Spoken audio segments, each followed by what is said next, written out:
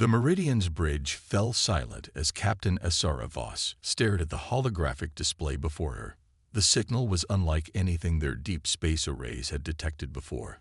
A perfect mathematical sequence broadcasting from a supposedly primitive world in the Orion Arm.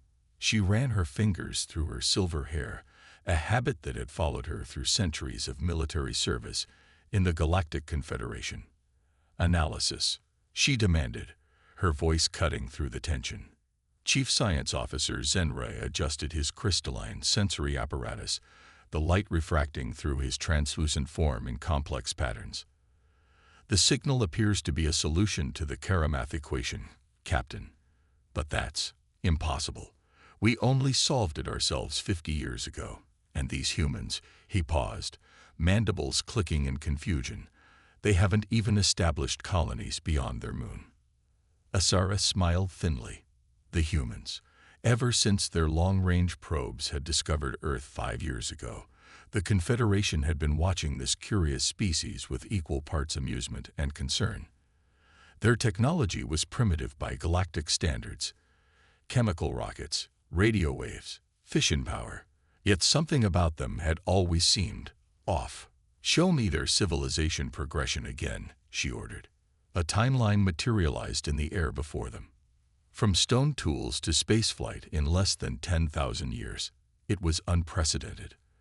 Every other species in the known galaxy had taken at least 50,000 years to achieve the same level of advancement. The Confederation itself had needed nearly 100,000 years. "They're an aberration," Security Director Crowell rumbled from his station, his scaled hide shifting colors with agitation. "No species progresses that quickly naturally. They must have had help. Or perhaps," Asara mused, "they're remembering rather than learning." The bridge crew turned to look at her, their various alien physiologies expressing universal confusion. "Think about it," she continued, pacing the command deck. "Their technological progression isn't just fast, it's erratic. They make intuitive leaps that defy conventional development. They solve problems in ways that shouldn't occur to a species at their level of advancement. And now this," she gestured at the signal analysis, "a perfect solution to an equation that should be beyond their comprehension." "What are you suggesting, Captain?" Zenra's crystalline form pulsed with curiosity. "I'm suggesting we've been looking at this backwards. We assumed Earth was a cradle world, watching a young species take its first steps into the cosmos. But what if it's not a cradle at all? What if it's a vault?" The implications hung heavy in the recycled air of the bridge. If Earth was a vault, if humans were something other than what they appeared to be, then the Confederation's plans for their peaceful integration into galactic society would need to be drastically reconsidered. "We proceed as planned," Asara decided, her tone brooking no argument.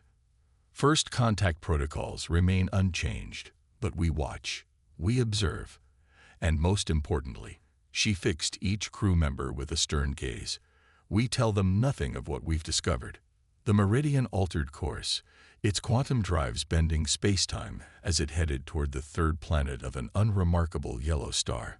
But as Asara watched Earth grow larger on the main viewport, she couldn't shake the feeling that they weren't approaching a primitive world at all, but rather something ancient, something sleeping, something beginning to wake up. The first contact ceremony was a masterpiece of theatrical diplomacy. The Confederation had performed it countless times before. A carefully choreographed display of advanced technology tempered with peaceful overtures. Land ships in a public place, amaze the primitives with holographic displays and gravity manipulation, then graciously offer membership in galactic society. It had worked flawlessly for over 10,000 years. But the humans just smiled.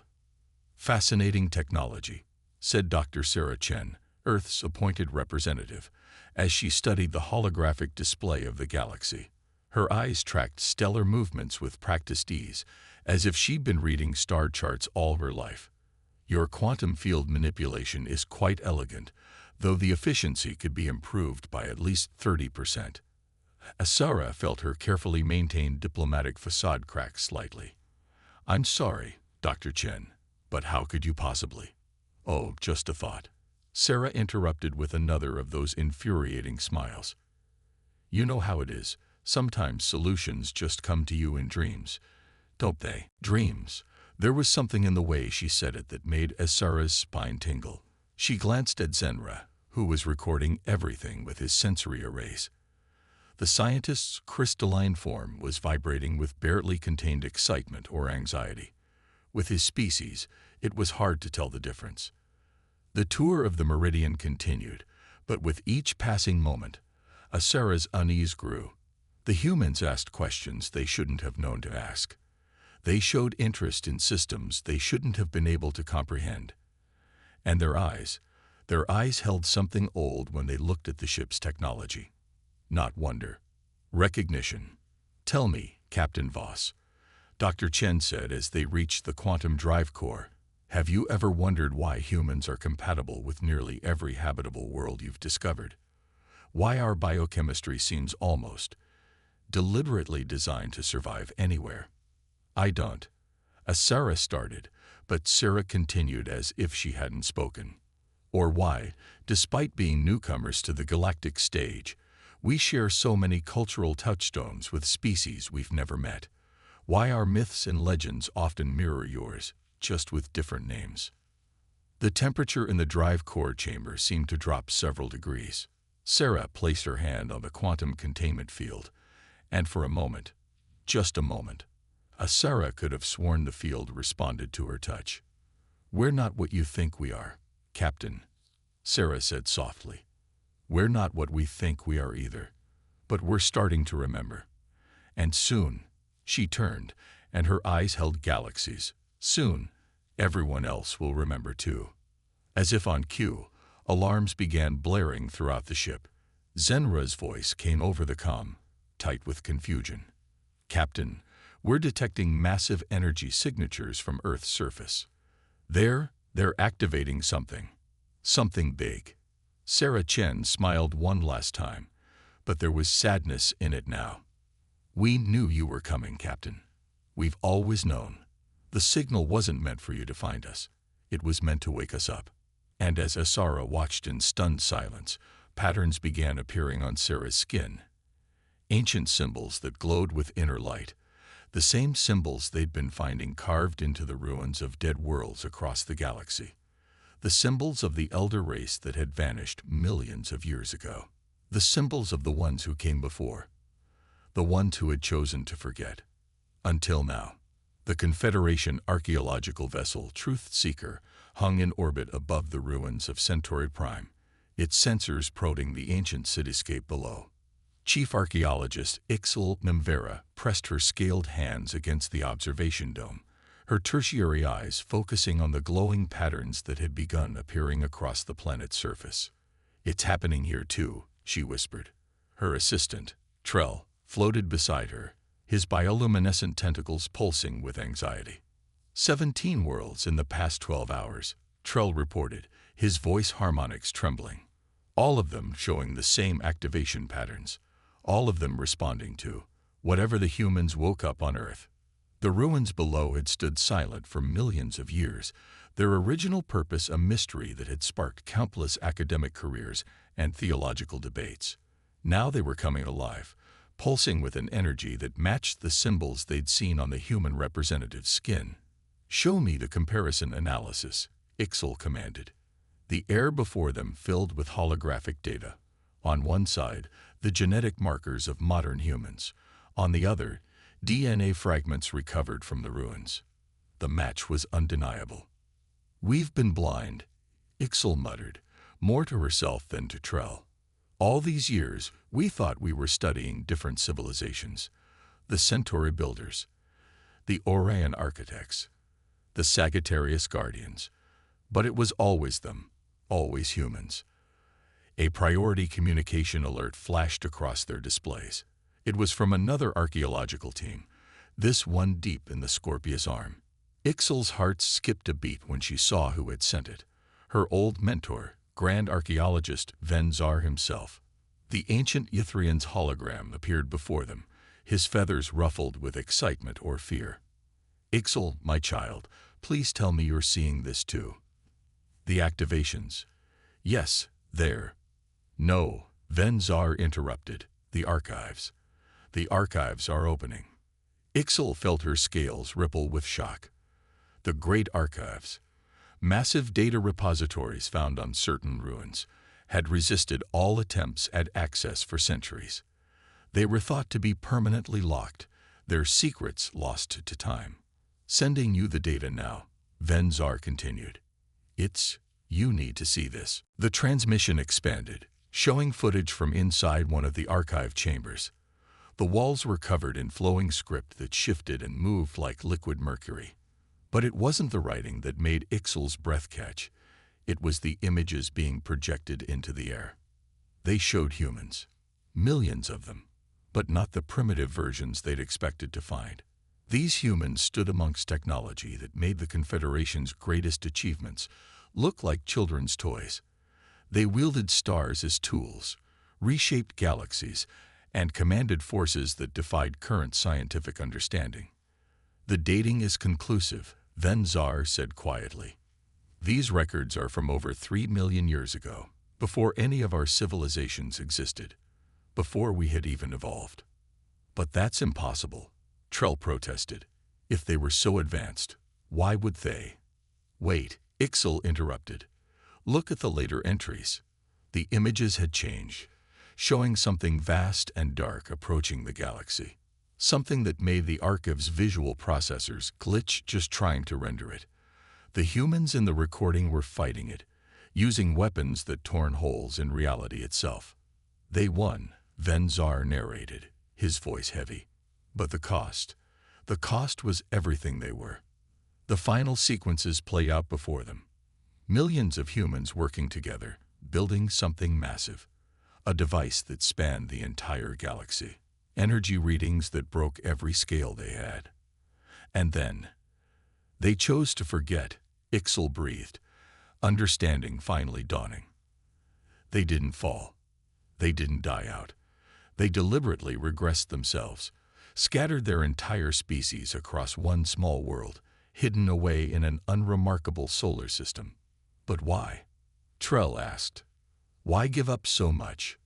Another transmission cut through their conversation. This one from the Meridian.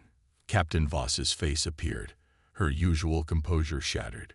Are you seeing these readings? The humans, they're not just remembering who they were. They're reactivating something. Something big. Ixel looked down at the ruins below, where more patterns were appearing every second. Not just patterns. Circuitry. The entire planet was transforming, revealing itself to be something else entirely. Something that had been sleeping for millions of years. Captain, she said slowly, I don't think Earth was their homeworld. I think it was their monitoring station.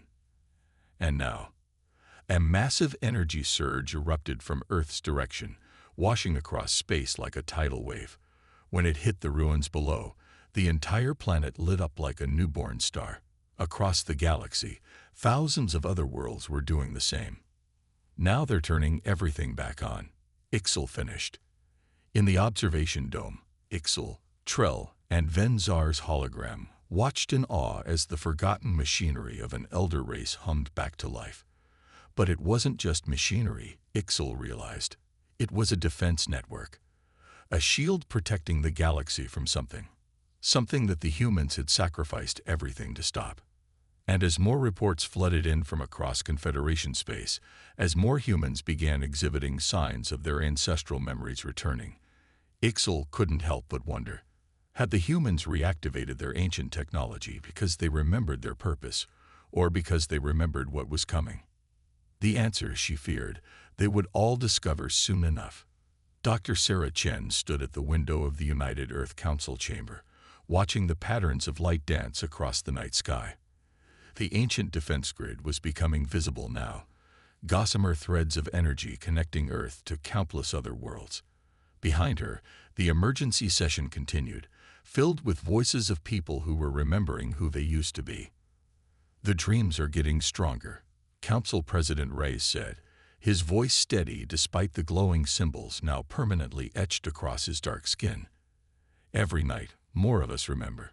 Every day, more of us understand. The chamber itself was transforming, ancient technology awakening beneath centuries of architectural camouflage. Holographic displays flickered to life unbidden, responding to genetic signatures that had slumbered in human DNA for millions of years.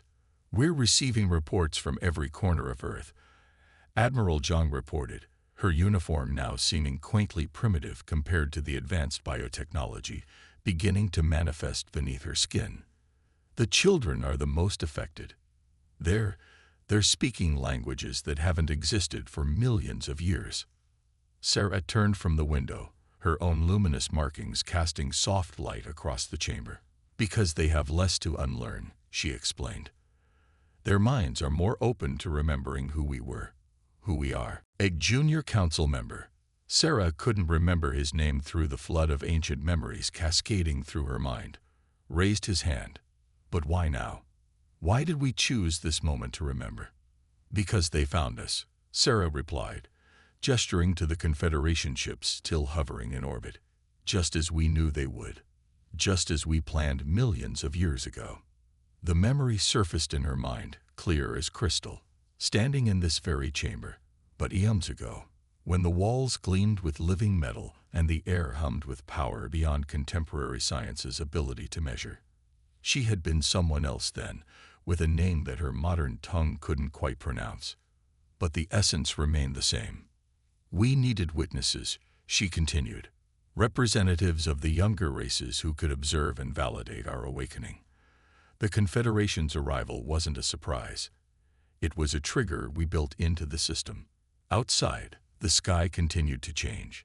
The defense grid was becoming more visible, its energy patterns resolving into recognizable structures. Humanity's greatest achievement, hidden in plain sight for millions of years. But not everyone was handling the awakening well. In cities across Earth, people struggled with the flood of returning memories. Some woke up speaking dead languages, their modern tongues forgotten in the rush of ancient knowledge.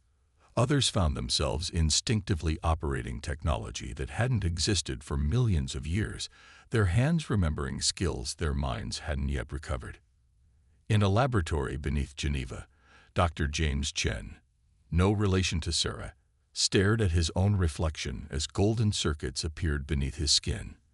"It's not just memories," he reported into his recorder. "Our bodies are remembering too. Genetic sequences that seemed like junk DNA are activating. We're changing." The Confederation wasn't idle during this transformation. Their ships maintained their orbit, sensors recording everything, while their leaders debated furiously about how to handle this unprecedented situation. On the Meridian, Captain Asura Voss received a priority transmission from the Confederation High Council. "You are ordered to contain the situation," High Counselor Zexnar commanded. "If the humans truly are the elder race, we cannot allow them to fully reawaken. The balance of power—" "With all due respect, Counselor," Asura interrupted, watching as another wave of energy rippled out from Earth, awakening more ancient systems. "I don't think we can contain this, and I'm not sure we should try." Because she had seen something in her conversations with Sarah Chen, something that haunted her. Behind the awakening power, behind the returning memories, there was fear. These humans, these elder beings, weren't reclaiming their power out of choice. They were doing it out of desperate necessity.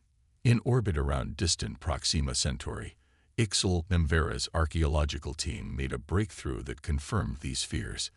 Deep in the newly activated archives, they found the real reason for humanity's great sleep. "It was a virus," Ixal reported, her voice shaking, "but not a biological one. A virus in reality itself. Something from outside. The humans found it eating its way into our universe. They couldn't kill it, couldn't stop it. So they built the defense grid, using their own collective consciousness as its operating system. Then they made themselves forget, scattered themselves across Earth, hidden behind a veil of primitive technology and manufactured history." "But why forget?" Trell asked, his tentacles twisting in confusion. "Why not maintain their power and keep watch?" "Because the virus could sense advanced consciousness," Ixal whispered. "It was drawn to it. The only way to hide was to truly become primitive, to forget everything. Not just pretend, but really forget. Back on Earth, Sarah Chen watched as another set of ancient symbols appeared on her arm. Each one carried memories. Technical specifications for weapons that could tear holes in space, star maps of long-dead galaxies, the faces of billions of colleagues who had agreed to forget everything they were to save everything that would be. How long? President Reyes asked her, his own markings pulsing with shared memory. Sarah closed her eyes, accessing knowledge that had slumbered for millions of years. The quarantine is failing, she said finally. The virus, it's been patient, waiting, growing stronger. We estimate 2 weeks before it breaches the dimensional barriers we put in place. And if we're not fully awake by then? Admiral Zhang asked, though from her expression, she was already remembering the answer. Then everything ends, Sarah replied simply.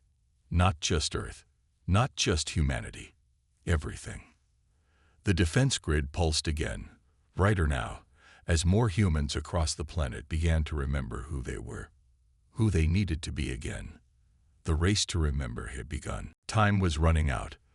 The dimensional barrier breach had grown from a microscopic fracture to a visible wound in reality, its edges writhing with impossible geometries that hurt to look at. Deep space monitoring stations, both modern Confederation and newly awakened human technology, tracked its progress with increasing alarm. In the transformed United Earth Council chamber, now a gleaming command center of living metal and quantum interfaces, Sarah Chen studied the holographic models with ancient eyes. The memories were nearly complete now. She remembered helping design the defense grid, remembered the horror of first contact with the virus, remembered making the choice to forget it all. Status report, she commanded, her voice carrying harmonics that made the air itself vibrate in sympathy. Guardian protocol is at 60% activation. Admiral Zhang responded, her uniform now integrated with awakened biotechnology. Population consciousness convergence at 73%. We're still missing critical pieces. The virus had a name, Sarah remembered. But it was a name that couldn't be spoken in normal spacetime without risk of drawing its attention. They had learned that lesson the hard way millions of years ago, when speaking its name had led it to an entire galaxy. That galaxy didn't exist anymore. On the Meridian, Captain Asura Voss watched the proceedings through loud communication channels, her crew silent as they witnessed history unfolding. The Confederation High Council had ordered her to maintain distance, but she had refused to withdraw. Something told her that her ship needed to be here, needed to witness this. The barrier will fail in 36 hours, Zenra reported, his crystalline form vibrating with stress. The thing behind it. I can almost see it. Don't try, Asara warned. She had seen the medical reports from other ships that had gotten too close to the breach. Minds weren't meant to perceive what lay beyond. On Earth's surface, in cities and villages across the planet, the final stage of awakening had begun. Children were the first to complete the transformation, their minds more adaptable to the returning memories. They began speaking in unified voices, reciting protocols and procedures that had lain dormant for millions of years. In the depths of the Geneva facility, Dr. James Chen made a breakthrough that changed everything. It's not about remembering, he reported, his skin now more circuit than flesh. It's about synchronizing. The memories, the changes, the defense grid. It's all part of a quantum computational matrix. We're not just remembering who we were, we're becoming a living supercomputer. The information raced through the awakening human collective consciousness. Sarah Chen felt the resonance of truth in his words. Of course, it made perfect sense. The virus couldn't be fought with conventional weapons or traditional consciousness. It required something new, something that could process reality itself as data. That's why we had to forget, she whispered, the final piece clicking into place. The computational matrix couldn't be constructed artificially. It had to grow organically, had to evolve naturally through millions of years of human development. Our entire history, every war, every technological advancement, every cultural shift was part of the calculation. In orbit, Ixel Nemvera's archaeological team made their own discovery in the ancient archives. The humans didn't just build a defense grid, she reported, her voice filled with awe. They turned their entire species into a living weapon. Their art, their music, their dreams, everything that makes them human is part of an impossibly complex calculation designed to generate the exact frequency needed to destroy the virus. The breach grew larger. Reality trembled around its edges. The virus began pushing through, its impossible geometry infecting normal space-time. But now, finally, humanity was ready. Sarah Chen stood in the command center, her consciousness synchronized with billions of others. Through the awakened collective, she could feel every human on Earth, could sense the defense grid humming with power that defied conventional physics. The Guardian Protocol was nearly complete. "We are the calculation," she announced, her voice echoing through the collective consciousness. Every human life, every experience, every moment of joy and sorrow and triumph and failure. It was all part of the equation. We didn't just hide our technology when we chose to forget. We became the technology. Around the Earth, ancient machinery awakened fully. The defense grid blazed with power drawn from the collective human consciousness. In orbit, Confederation ships watched in awe as reality itself began to reshape around the planet. "The virus breaches in 5 minutes," Admiral Zhang reported. Sarah closed her eyes, feeling the weight of millions of years of carefully orchestrated history culminating in this moment. "Begin final activation sequence," she commanded. The Guardian Protocol engage. Every human on Earth glowed with inner light as the computational matrix reached completion. Their collective consciousness, shaped by millions of years of carefully guided evolution, prepared to meet the nightmare that had haunted their forgotten memories. The final battle for reality itself was about to begin. The virus erupted into normal space-time, like a wound in reality itself, its impossible geometry spreading cancerous tendrils across the dimensional barrier. But this time, humanity was ready. Billions of synchronized minds snapped into focus as one. The defense grid, powered by the collective human consciousness, blazed to life across the galaxy. What the Confederation ships witnessed next would be debated by their scientists for centuries to come. Reality itself began to curve around Earth. The combined processing power of humanity's computational matrix, billions of minds shaped by millions of years of carefully guided evolution, generated a frequency that existed somewhere between mathematics and music, between physics and poetry. Sarah Chen stood at the heart of it all. Her consciousness expanded through the collective, her very being part of the vast calculation that was human existence. Everything we are, she broadcast through the collective. Every story we've told, every song we've sung, every dream we've dreamed, it was all part of the equation. The virus recoiled as the first wave hit it. The frequency generated by humanity's collective consciousness wasn't just a weapon.